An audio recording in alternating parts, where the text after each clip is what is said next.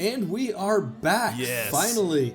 Hick, I don't know about you, but I have missed commentating some ranking videos together. Definitely you and I missed both it. kind of did our own things for a little while, because let's be honest, real life does occasionally get in the way of our hobbies. I'm not doing my own thing. I'm doing my kids' thing. They got in the way a little while ago. That's why we quit doing rankings, and they're still in the way.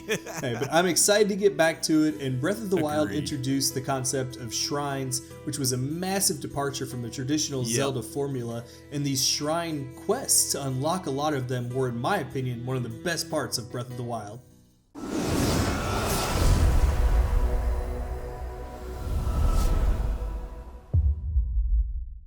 Now, there are 42 shrine quests in the game, and what we did behind the scenes is we took our top 20 and then we applied a point system to get to our top 10. Yeah, because we don't work with numbers enough in our real life. We want decide to do it work as our with hobby numbers here, too. Now, please keep in mind that these rankings are strictly our opinion. You can agree or disagree with them, and feel free to let us know what your favorite or least favorite shrine quests are in the comments. And stick around until the end and you'll see our individual rankings. But before we start, make sure you hit that subscribe button and hit the bell, because that will give you notifications of when we upload new videos.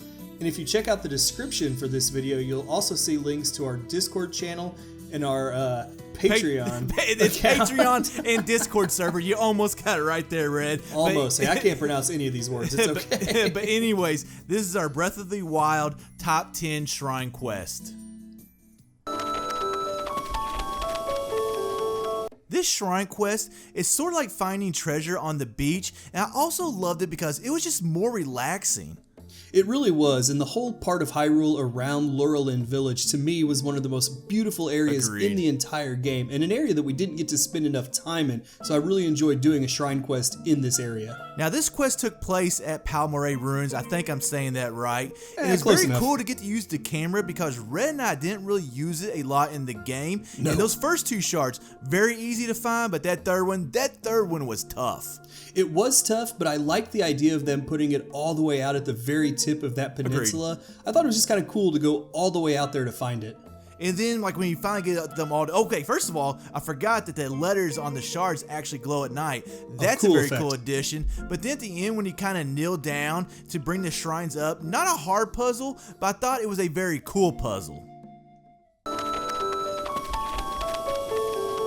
One of my favorite side stories in Breath of the Wild is this divide between the Yiga clan and the Sheikah clan, and that's why I love this shrine quest so much. We actually get to dive into that conflict in a little bit of detail.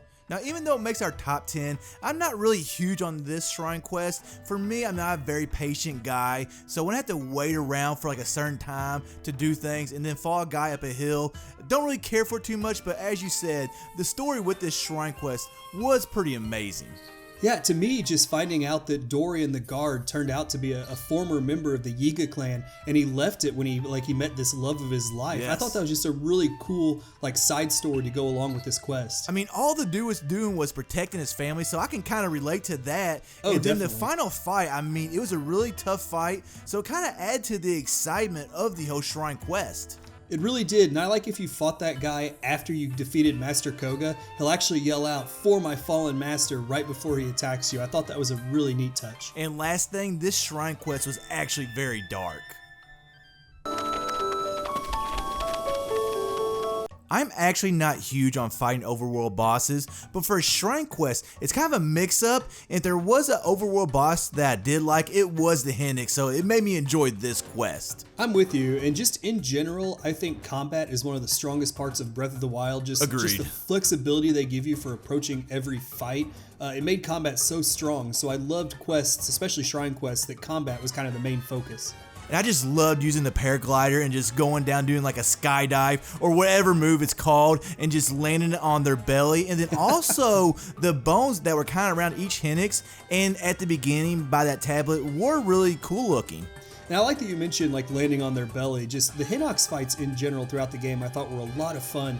One, a lot of them were sleeping when you would approach them, so you could kind of get that first attack in there. Yeah. But also just the idea of shooting them in the eye with your bow to stun them was a lot of fun. And then making these three a family kind of added to it a little bit. Having the oldest kin, the middle kin, and the youngest kin. Nintendo didn't have to do that, but it made it a little more special. Sandseal racing is one of my favorite activities in all of Breath of the Wild, so just to have an entire shrine quest built around racing your Sandseal to me just seemed like such a fun and awesome idea. And I love some of the cinematics. We have the champion, they're wearing a championship belt. Love that. Then Link, right before the race, we see him doing stretches. Just some cool little additions there that weren't necessary, but just add to the whole experience. Just that whole lead up to the start of the race when they're introducing the champion and the challenger, It just makes it feel like it's a big time event here for the Gerudo people. And just going through the desert, I just love the whole desert area. And some of these obstacles like the bones and, rocks. There's some falling rocks too. Just some cool little obstacles throughout the race. And at the end of the race, I really like how so many of the Gerudo people come out for this awesome trophy celebration. And there's even a little bit of history behind the trophy, how it's been passed from champion to champion for like 1,000 years. Okay, how this is even a shrine quest is beyond me. Couldn't we just push that woman off of the mechanism and avoid all of this? It seems like we could, but come on, you guys know us here at Two Guys Playing Zelda. We love to drink our beer, so for me, any kind of shrine quest or side quest or whatever that involves drinking, I am all in on that quest. Now, I just want to go have a drink at that Gerudo bar. That place looks awesome, but overall, like, it didn't make sense. Plus, it's all women there. Yes, that's true. I do love that part. But the whole ice house thing, along with a woman on the mechanism, it kind of didn't really make sense. How is there an ice house out in the middle of the desert? It doesn't really make a lot of sense, but I did kind of like the concept of having to carry that ice block back through the desert before it melts. It was just a kind of challenge we hadn't really had anywhere else in this game. And those monsters made it a lot more difficult. Now, I think you could kill them before you did it, or like you could use a monster mask or whatever. Me, it was a lifesaver. I like to go straight forward, so it was very intense. Wind-based puzzles aren't something we've gotten a lot of in the entire Legend of Zelda franchise, so for us to have a shrine quest that's built entirely around the flow of the wind, it was just something new and unique that we just hadn't got to experience in Zelda before. Okay, and we're also blowing up rocks. That in itself is pretty cool, but when you blow them up and then it kind of comes together to like solve that puzzle, and then you get the image of the wind going in different directions, I just really like that. Speaking of image, this is one of the more beautiful areas in Hyrule. I mean, all of Breath of the Wild's Hyrule is pretty gorgeous, but just this lagoon with the blue water and these rocks in the wind, it's just a beautiful area. And then we also got Cass's accordion theme in this shrine quest. I think this was the only one in the ranking. I'm not positive on that, but it's just really cool that we got that one along with this quest. Well, I just like that each of Cass's shrine quests are associated with a specific region in Hyrule, so for us to have one in this ranking, I thought it was a really nice touch and it was important. And at the very end, like using the paraglider and that wind to glide all the way to the pedestal and drop down on it, it was just a great finish. I thought this was one of the hardest shrine quests in Breath of the Wild. That doesn't mean we didn't love it. Obviously, we loved it because it's on this ranking, but I actually didn't like the thunderstorm going on either.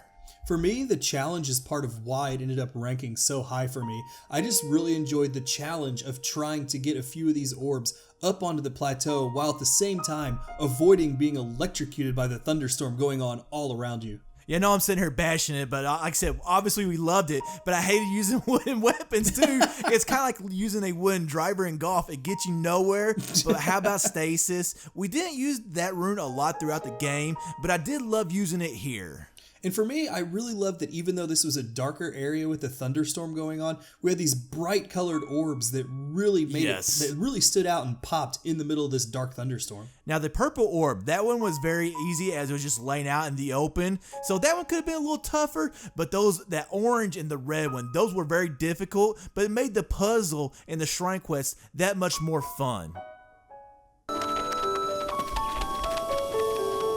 This shrine quest is a really awesome callback to one of my all-time favorite boss fights in the entire Zelda series, the Levias fight from Skyward Sword. So to get to just fly around Mount Lanayru shooting arrows at this dragon, it was an amazing callback. And then we get up there, like the Spring of Wisdom, and then it's kind of dark, and then we had this dragon just draped around the mountain. That's a very cool image right there, and then that black breath coming out, just a nice little detail. Plus, how awesome does that dragon look? Not only just the fact that it glows purple in the night, but also it's got the malice that also really glows in the dark. I think the malice actually makes it look even cooler. Now, you already talked about the paragliding and like the updrafts, but just the whole view from doing all of that. And then, let's be honest, you're shooting at a dragon at a certain target with a bow in the air. I mean, it just all comes together so well. Plus, I like how we get a little bit of backstory on the dragons at this shrine. They talk about how they're like servants of the goddess who's watched over the land. I think one of the reasons I love this shrine quest so much is that there were multiple steps. We went to Recital Village and we did a couple things, and then we come back out to Warbler's Nest and we have a musical puzzle. It just all comes together really well. It really does, and to be honest, Recital Village is probably my second favorite community in this game. Yeah. So just to get to come spend some time here running around to all the different parts of the village and the area around it, it was a huge appeal to me. Now, I want to know how Jin Lee has all this power. How does she make all her sisters go and collect things for her? So I want to know what's going on with her a little bit more. And then also we had that one Rito girl on top of the pillar in Recital Village. I just love that. Plus the views you get from the top of that pillar of all of Hyrule are just outstanding. But I also loved how once you actually get to the puzzle at the end, I thought it was a neat concept to use the Korok leaf, which thankfully a sister gives you, to play musical notes through the stone statues. It was a fun puzzle. It was a fun puzzle. I don't remember what I did wrong, but I did something wrong, and it took me forever to figure this one out. Link's Awakening is one of my all-time favorite Zelda games, and in my opinion, one of the best handheld games of all time, period. So for Breath of the Wild to try to create a shrine quest that recaptures that feeling of being stranded on a remote island, to me was just such a fun and creative idea. And this island is beautiful, in my opinion, one of the most beautiful places in Breath of the Wild. Now, you all know we hate it when they take our weapons and items away, but being stranded out on this island, it just fit. It really did, and to me, I thought it wasn't too difficult to grab a few weapons and shields very early on, so it helped mitigate it a little bit. But to me, a huge part of the appeal of this quest was just making it out to this remote island. Yeah, you better have 2 stamina bars or wheels or circles, whatever you want to call it. I remember barely making it out here. Now, I actually struggled quite a bit. I thought that enemy fort was tough, and then the Hinnix. My stupid self, I didn't know you could actually sneak up on them and not wake them, so I just, without those weapons, I struggled. Taking a look at our individual rankings, I was actually a little surprised. There are 42 shrine quests in this game, and somehow, Hick, you and I had 6 of the same shrine quests in our top 10 ranking. I was very impressed by that. But you screwed me over on number 2 because you didn't even have number 2 in your top 20, so that didn't wasn't end that up good. Yes, it was. Yes, it was that good. So that one didn't even make our top 10.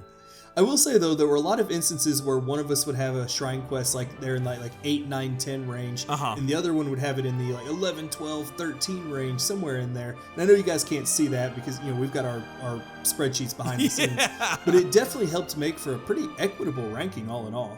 Now, I was a little shocked, even though there's 42 shrine quests, we always, no matter how large the number is, we always seem to have one that falls in the same place. So that actually kind of surprised me that it didn't happen on this ranking.